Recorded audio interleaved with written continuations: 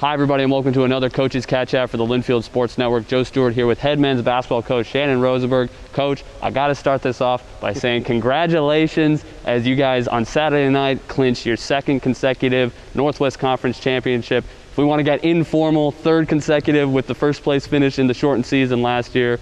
But just congratulations. How did it feel on Saturday night? Did it feel any different from the one a couple years ago when you guys finally broke through? But just tell us about the emotions there Saturday night.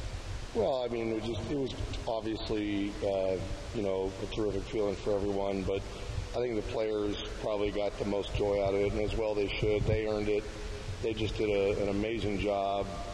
What they did to be able to go up to PLU on a Friday, get home at 3 in the morning, and then turn around and win at home was just a really spectacular 48 hours and a well-earned championship, in my opinion. I'm really proud of our team, and yeah, it was great to see them so elated and you know, sharing that joy. Yeah. So yeah, let's talk about that PLU game a little bit. Obviously a tough task, and that's what you got. You guys had to win that to earn a chance to even put yourself in position to get the conference championship on Saturday night. And it was, you know, we know how tough that PLU team is. First time you played them, you had to come back down 19 to win at home. And it was really a defensive focused game on Saturday. How were the guys able to keep the intensity on that end of the floor for 40 whole minutes? I mean, you guys started out holding them off 0 for 9 to begin the game, and they were able to get back in it, but still, just the defense through that entire game was next level. Yeah, I thought it was a spectacular effort by our team, and PLU they're champions. They're an excellent team, very deserving of that. Chad did a remarkable job with his team this year, and you know, I just think our guys, they knew. We didn't talk about any of that stuff. Yeah. But they knew what was up, and they prepared very, very well. I thought the week of preparation going into that game was as good as we've had all year, and it was nice that it carried over. But I think really at the end of the day, that last 3 or 4 minutes, those kids just decided that, you know, it was they were all really, really engaged in what we needed to do, and you know, played like champions and rose to the occasion, you know, in that moment. And you know, it was a great moment for them. And then we had to hit the bus to get I hit the bellow at about 3:15 a.m. Yeah. A quick turnaround. It really was coming back. But in that game, even though it was close for long stretches, as you expected it would be with a team that good, it still felt like Linfield was in control the entire time. Even the couple of moments where they gained a slight lead, but even though it wasn't 100% wire to wire, it felt like it. What did it say about this team that they were able to, you know, not let the moment get too big for them? Especially they had a, you know, big crowd going on. Sure. And all of that, to stay focused for, like I said, 40 minutes and pull out that game when there were opportunities that PLU could have had to turn the tide. No, I agree. I mean, it was a terrific environment. There was, I mean, a long list of things that were attached to that game for both teams. Mm-hmm. Not to mention their senior night, and you know, that I don't care who you are, that's always an emotional night, and you know, it really just says a lot about I think the heart of our team and the spirit of our team and their belief in one another. And you know, it came through. It's you know, as in athletics and in coaching any sport, you always hope your team can put together a great performance in a great moment, and we were fortunate to do that night. Yeah, and then clinching on Saturday with the win over Willamette, 99-85, but it felt closer than that. It was much closer than that for most of that game. Willamette brought their A game. It was clear they wanted to play spoilers, and it became an offensive-focused battle all the way through, you know, different from Friday night's game. What does it say about the team that they were able to switch gears and win in a offensive focused game after having to focus so much on defense the night before? Well, I think our team's versatile. Mm-hmm. You know, I think if you're going to be successful, you have to be able to win playing different styles. I think that's pretty universal in basketball.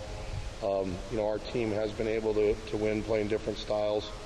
You know, obviously we all hope that our offense and defense can both be stellar, but listen, Willamette was spectacular. I thought they played with great energy. They played with great confidence. They were I just thought that they, like you said, they really brought it, and I give them a lot of credit for making that an exciting game.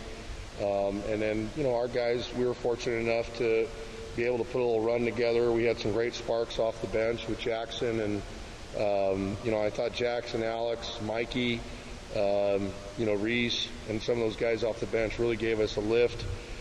And you got to consider, of course, in the back-to-backs, I still, even this late in the year, you can say, well, you get used to them or whatever, but those back-to-backs, man, when you have a heart and soul game like that Friday and have to travel all the way home, I probably, underestimated the toll it took, because I think that we weren't flat, and the kids wanted it bad, but I think that, we just didn't quite have the legs and things like that for a lot of that game. And those guys off the bench had more of that in them, and I think that spark really showed up for us and kind of got everybody excited and the crowd roaring. And by the way, the crowd was awesome. I love our fans, and how into it our student section was amazing.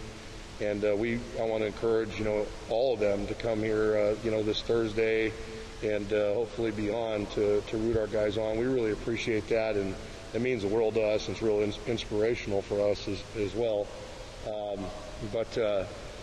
I think that Willamette game we were able to separate there at the end and bring it home. It was exciting for our guys to be able to close it that way. Yeah, and you mentioned the bench guys. I mean, that is a young group that you have coming off the bench. Jazzco's the only upperclassman that has been in that bench rotation. How have you seen them solidify over the course of the season from the beginning of the year towards now? I mean, at the beginning of the year, we knew, your top three guys, they were going to be as good as anybody's in the league. But there were question marks for the rest of the rotation, and now it seems as solid as any teams in the league. What has that growth been like for them? Well, that's what we expect. I mean, we want all our players to grow and develop. I think a big part of maintaining success at this level is the development of your people and development of your players.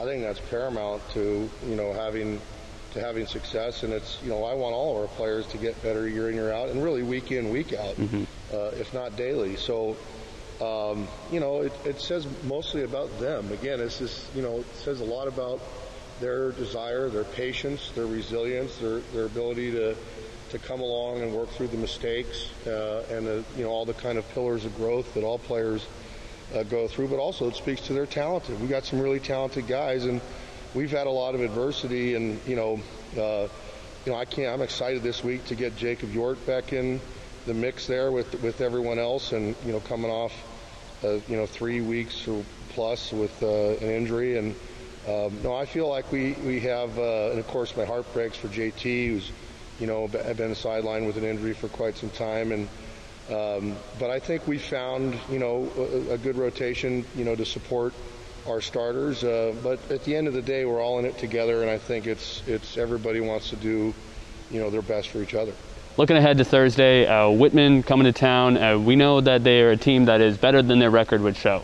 Sub 500 overall, 9-7 in conference play, but we know that they can hang with pretty much anybody in the league. As a team that you lost to by one the first time you played, but then were able to beat by 19 here at home. We know they're dangerous when they hit the three. What are going to be the keys against the Blues on Thursday night? Yeah, I mean they'll be a much better team than they were when they came here. I think they were dealing with some practice issues with COVID and some things like that.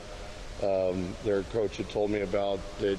That's tough for all of us. I've been there, done that. That everyone, if you went through those kind of things where you lost some players or lost some practice time, that kind of discontinuity is tough. But I suspect they're going to be a really tough opponent for us this Thursday.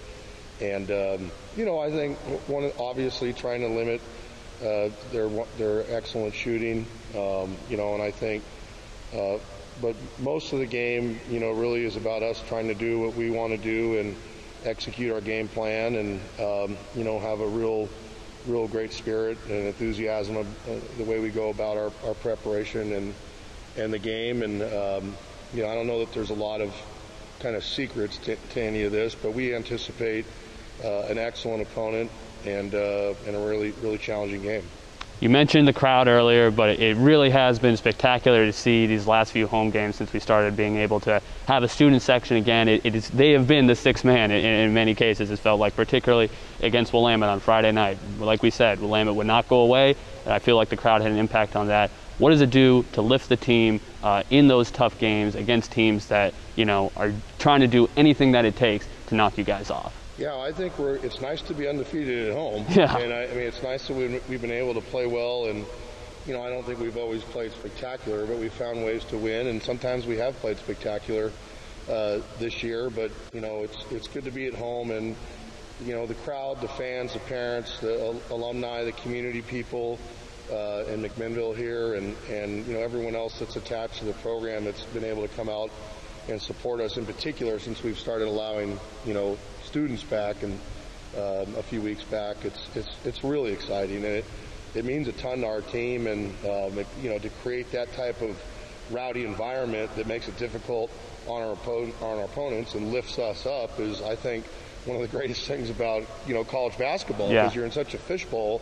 And you know this gym, the acoustics, it gets rocking. Yeah. So, and we look forward to that, and we're excited about, you know, our fans that can create that type of environment, and we hope that it'll elevate us. You're absolutely right. It's one of those things that just makes you fall in love with college basketball all over again when you see a crowd like that. Again, first round of the Northwest Conference Tournament right here in Ted Wilson Gymnasium, Thursday night at 7 o'clock. We sure hope you come down and support the Wildcats in person as they try and take down the Blues, but we'll, of course, have live coverage for you on the Linfield Sports Network as well. And then hopefully Saturday night, Cats could be back in action if they can take care of the Blues, playing the winner of Whitworth or PLU, also right here in Ted Wilson Gymnasium, with your Wildcats as the #1 seed in the Northwest Conference Tournament. Coach, thanks for the time. Thank you. Should be an exciting week, one at a time, but it's going to be a fun week. Absolutely. Yeah.